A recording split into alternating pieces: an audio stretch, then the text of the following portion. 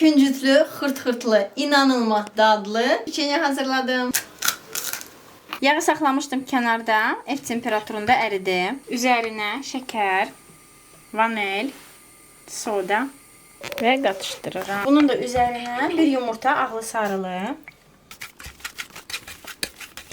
və un 1 stakan. Həmişə olduğu kimi video aşağısında resepti tam dəqiq sizinlə paylaşacağım. Baxın, bu şəkildə massa alınır. Bunun da üzərinə əsas ingredient əlavə edirəm. Əsas ingredient də bizdə küncütdür. Küncütü qovurmuşam. Məsləhət görərdim ki, küncütü qovurası, çünki onda lap super dadlı olur. Dökürəm bunun üzərinə. Qatışdırıram. Baxın, belə bu şəkildə. İndi bunun üzərini streçlə bağlayıram.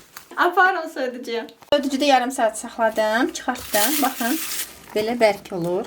Əlimizə yapışmasın deyə istəsəz belə biraz su vura bilərik. Balaca toplar eləyirik. Çox böyük lazım deyil.